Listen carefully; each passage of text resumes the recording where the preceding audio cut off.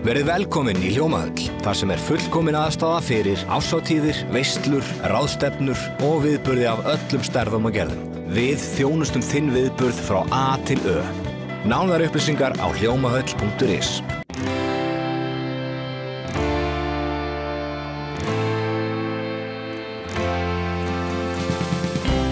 Það er að segja að skólastarfi í Reykjanesbæ gangi vel, en Akurskóli fagnar 20 ára afmæli þessar mundir, en skólinn var svo fyrsti sem var reistur hér í innri Njarðvík, þessu mjög rísandi hverfi. Við mættum að sjálfsögðu í 20 ára afmæli og forseti Íslands líka. Halló og velkomin í Akurskóla. Ég heiti Jaki. Hæ Jaki okkur og okkar býra flott og ég knúsa ykkur. Já. Það er flott.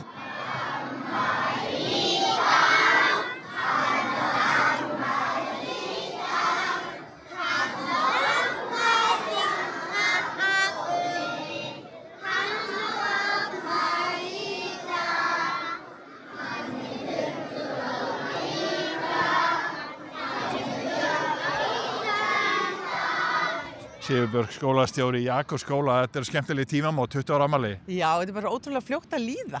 Mér finnst ég nýkominninga hérna 2012 og svo bara allt í einu komin 20 ár. Þetta bara ótrúlegu tími flýgur.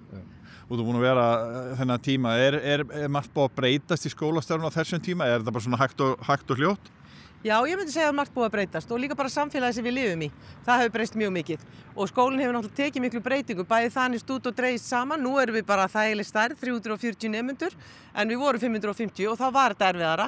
En þetta er þægilegt þegar við erum í þessari stærð, þá getum við stýrt betur og skila betri árangri. Þið voru náttúrulega 500 þegar skólinn opnaði eða hvað, þetta var svona fyrsti stóri skólinn hérna í innri Njarðvík. Já, þetta var fyrsti skólinn inn í Njarðvík og þá vorum við bara lítil, bara fyrsti til 50 bekkur.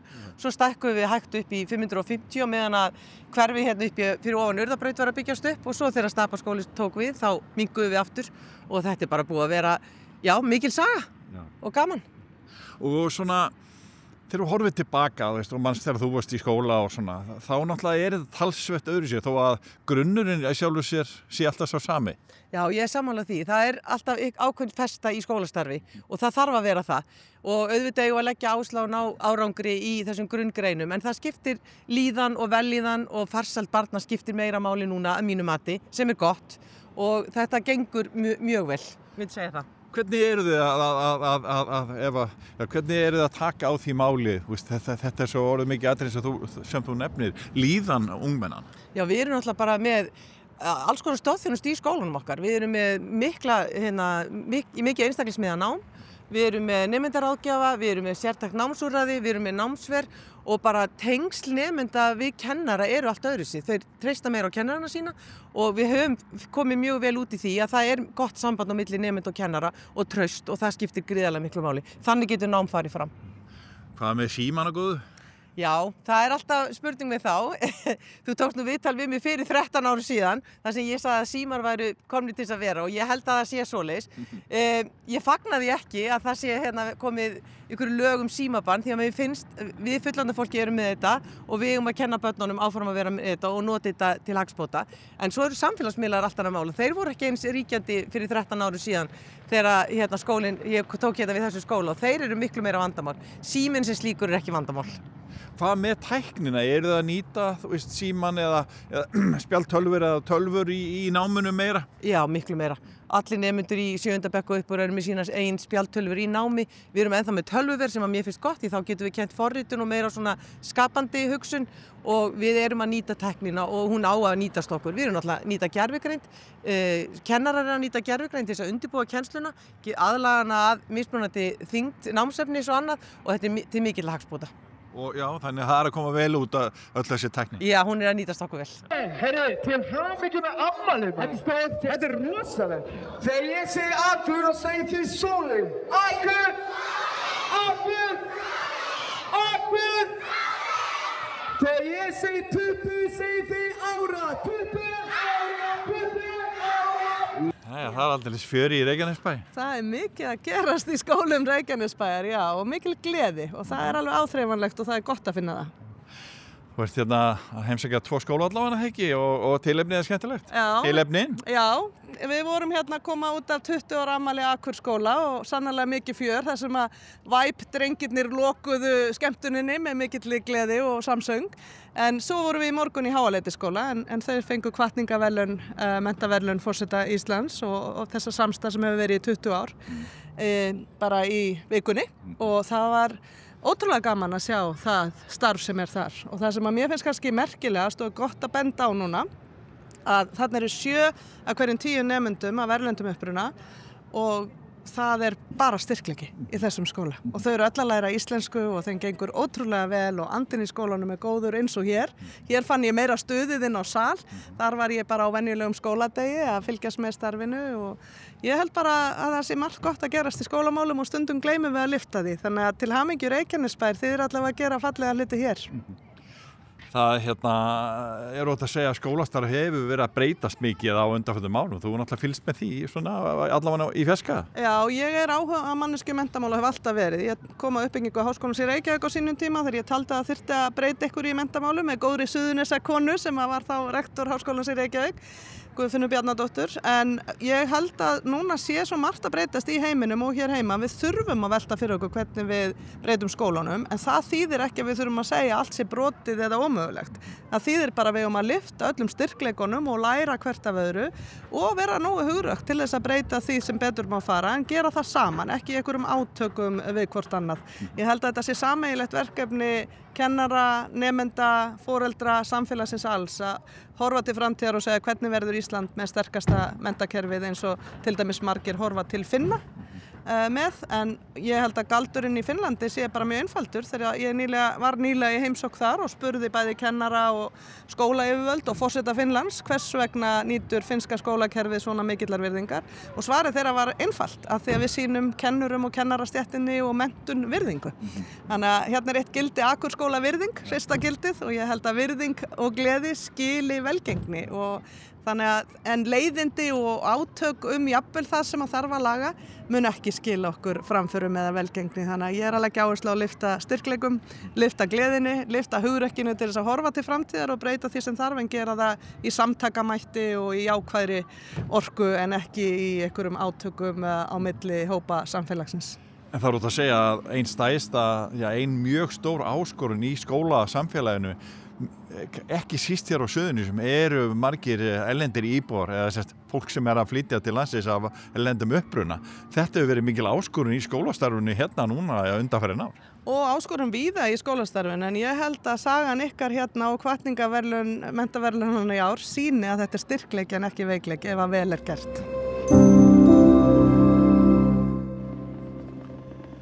Það var vel við hæfi að Njarðvíkingurinn Þórarinn Ingi Ingason, flugstjóri á þyrlum Landhelgisgæslunnar, flýi suður með sjó, en hann lenti svo þyrlunni fyrir framan ytri Njarðvíkurkirkju áður en minningarstund fórnarlömb umferðarslysa fór fram í kirkjunni á sunnudag. En sá dagur var tileinkaður verkefninu. Það gustaði vel á nærstadda þegar Tóti lenti þyrlunni en flugstjórinn flaug yfir Njarðvíkurskóla á leiðinni en þar stundaði drengurinn sitt grunnskólanám. Fjölmenni mætti á minningarstundina. Hún hófst á slaginu 2 þegar kvennakór Suðurnesja söng lagið I Think of Angels eftir KK. En lagið var spilað á öllum útvarpsstöðvum landsins á sama tíma og einkennislag þessa minningardags sem haldin árlega. Séra Helga Kolbeinsdóttir sagði frá tilurð dagsins og Kjartan Már Kjartansson, bæjarstjóri í Reykjanesbæ, flutti ávarp. Hvernig var að lenda hérna? Bara gaman. En það ekki? Slóðan. Hefur lent hérna áður? Ekki hér. Nei. Þannig að gaman að lenda heim á slóðum, getur sagt? Sérstaklega aðstæður? Já, þetta er bara gaman. Njarðvíkurskóli hérna, það sem öllum í skólaganga var. Já, einmitt. Og hvað, var auðvelt að lenda hérna? Já, þetta voru nú búin að undirbúa okkur aðeins, bara með aðstæður og svona og þetta lendum mjög víða allt land, inn í sveitarfélögum og ef að þess þarf og á þröngum stöðum. Já, og náttúrulega tilefnið sérstakt og mikilvægt. Já, það er klálega ástæða til að taka þátt í því. Já. Ertu alltaf mikill Suðurnesja maður? Já, alltaf áfram Njarðvík, sko. Má það? Já, þú ert í Njarðvík.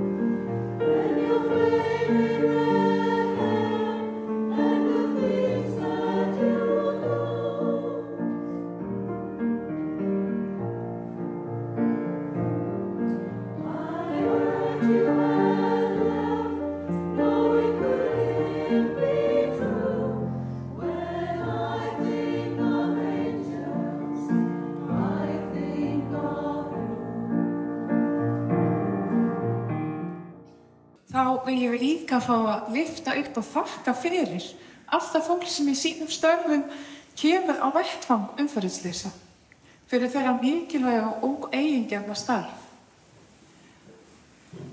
Margir finna í dag fyrir sorg og saknaði vegna þeirra fjölmörgu slysa sem verða hér ár hvert í umferðinni. Og það hefur valdið djúpri sorg í lífi margra, þau slys sem að hafa orðið og hafa kostað mannslíf og heilsu. Og það bæði fallið og mikilvæg hefð að koma saman á þessum degi og heiðra minningu látinna. Hvert einasta líf svo óendanlega dýrmætt og okkur ber að gera allt okkar valdi stendur til að tryggja öryggi allra í umferð. Hvert sinn sem við tökum þátt í umferðinni berum við ábyrgð, mikla ábyrgð. Ekki aðeins okkur sjálfum, heldur líka öllum hinum sem eru í umferðinu og á veginn. Við berum ábyrgð á barninu í aftursætinu, hjólreiðamanninu við veginn, ökumanninu sem kemur á móti, gangandi vegfarendum sem treysta á að bílstjórar fari eftir umferðarreglum og merkjum. Umferðin sameiginlegt samfélagsverkefni og þar byggir öryggið á samkennd, tillitssemi og virðingu.